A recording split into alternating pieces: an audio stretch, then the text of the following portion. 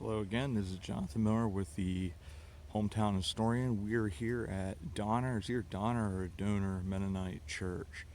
I'm not really quite sure when this church was started. I mean, it's a newer building, but there is an older cemetery here, so I'm sure it's been an uh, older church here before. It's a rather small cemetery, Mennonite cemetery, so you're not going to have veterans. Usually you wouldn't, and I don't see any flags, so that would be my assumption.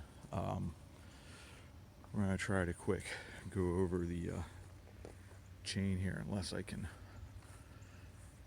And they have it there. I don't want to fall. My balance is pretty bad, but some older stones, probably mid 1800s, I would assume. But I went by this and I was like, I want to quick stop by here and check this out. I'm assuming their writing's probably on the other side. You get sometimes too, there was a church here before. There's a one over in Waterworks, which I might go over and do, that originally was a United Methodist church.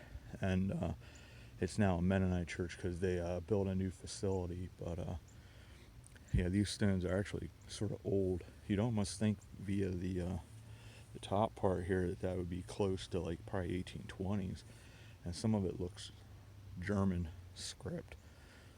I got sort of spoiled at the other cemetery at Beanoggles, the upper cemetery, where everything was so clean. All these stones would have originally been like white marble, but over time they just deteriorate and different things. But this guy's name was Moses. I can't tell what the last one was, but he was born 1850. It looks like died 1871. It is funny because I'm looking at the phone here and almost can read it a little bit better. It is sort of odd. And there's a Miller. As many of you know, my last name's Miller. But these small cemeteries, that's cool. There's a Donner. It's either Donner or Dohner, but I think it's probably one of the people that maybe even founded the church. This probably has been a Mennonite church from the get-go. Henry Donner, born 1832, died 1896. He's 63 years old. So this has decent amount of age. I mean, it's definitely at least 150 years old, roughly. Maybe a little older.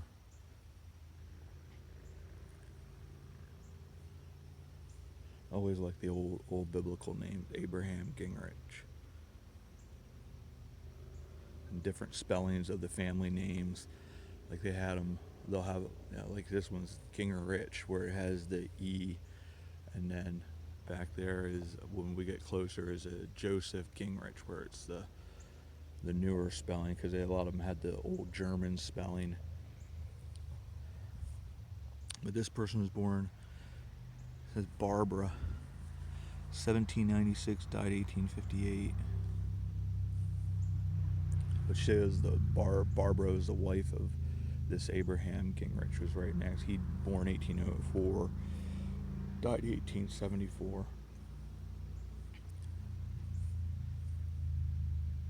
This is another, is Jacob Donner. And this is the wife.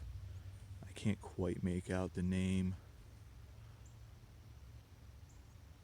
1893 is when she died. And then this is Jacob Donner. So like I said, I would assume, because they have a couple of these early Donners, that this is being named Dohner Mennonite Church, that was started by some of these individuals. I see it looks like an 1806, I believe that's born. I can't make out the date. It's 18, looks like it's maybe 1887.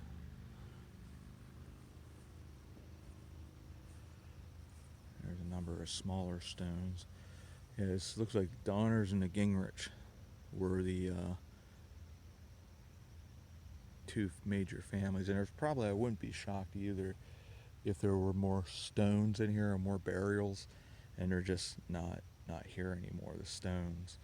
But this is reasonably small church, so This is how, right here is how they used to do the stones. They just had the initials for the people that couldn't afford to get a more elaborate stone. There was actually, and sometimes depending on your faith and your denomination, that's just sort of how they did things too. Well, there's another Gingrich. Joe looks like a Joseph Gingrich. That's the, I believe it's Gingrich. It looks like CH at the end. Elizabeth Renz or something along that lines. That's the newer spelling, how Gingrich is spelling. Here's another Gingrich. Looks like a Christian Gingrich. 1801 to 1866. Here's a stone that's a little cleaner. This looks like a Kaufman, Catherine Kaufman. There's actually down 934. There's a Kaufman's church. Now that's, I'm not sure which denomination it is. I had to do more research, but I'm hoping next Saturday, there's a local historian, there's a Facebook page, North Anvil History Group, and he's doing a walkthrough that's going to talk about the history. It's not, I don't think it's a terribly old cemetery. There are some older stones in there, but here's a sad one. That was 1979. That's not that far. It's a couple months before I was born. Infant son of James and Ruth Stover. It's always sad when children pass away.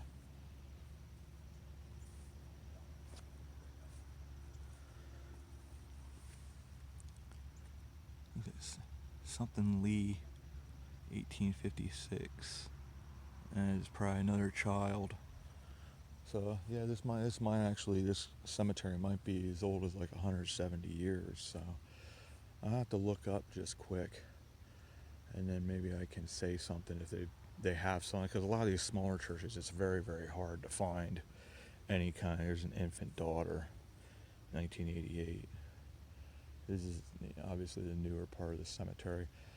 You sort of wonder a little bit if there was a church here for a period of time and then shut down, because there's actually a small Mennonite school over across the street, and then started up again because there's such a space of time between the stones. Like it was like 1880s or whatever, and then 1900, and then all of a sudden you have these stones. Like maybe 70 years later, you started having more burials. I mean, maybe they took their burials somewhere else, because that does happen sometimes. But wow, Dorcas and David, twins of John and Naomi Stover, 1961. So there's a little bit earlier, but yeah, it's just sort of odd that you have these older stones, and then there's like a 60-70 year time lapse. I always like that, from the land of the dying to the land of the living. You can always find some number of these cemeteries over at like Beanoggles. There's some just very poignant poetry and sayings that give us comfort in death. So this is a shorter video, smaller cemetery, but still just a beautiful little serene cemetery here in the countryside. And like I said, it's almost like two different cemeteries. Like you have this older section, and then like 70-80 year lapse, and then another stone. So you never know. I mean, there's probably a pretty interesting history here. I'll look it up and see if I can find something, because normally I look this stuff up beforehand, but I was going to film over at Waterworks Mennonite Fellowship, which originally was I believe it was United Methodist, Waterworks United Methodist, but they've moved over. This road over here is called Thompson Avenue, and Waterworks is directly over that direction. I mean, this is considered, I think, partially Waterworks as well, and that's where Union Canal started on its northern run to Pine Grove. But anyways, that church there, I believe the current structure is like 1952. I think there's a stone on the church. I might go over and film there yet today, but being it's a Sunday, there was somebody at the church, and sometimes people get weirded out when you're filming the church cemetery. But the church cemetery has a stone that says I think it's 1842 or 1843.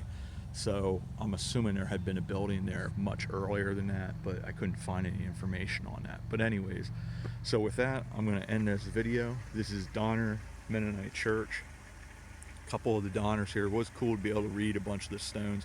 That first row there, you really couldn't read anything, but it's just interesting. There's a story here, you know, why there's a separation of like 70 or 80 years. But thanks once again, everybody, coming on this adventure, and we will see you next time about town. See ya. Alright, so we're back. I went up to the church. So this might be some explanation. It's like built by the old Mennonite congregation, 1851, rebuilt 1974. So I mean, this is a much newer building, so that might be why. And maybe they started, you know, it may have, you know, fallen apart, that they didn't have the church anymore and then came back again. I don't know. I gotta look a little bit more up on the internet. Hopefully I can find something else, but right now I don't have an internet connection out here. So anyways, that's a cool thing that the original, there was one in 1851 and then rebuilt in 1974. So what the story is, hopefully we can find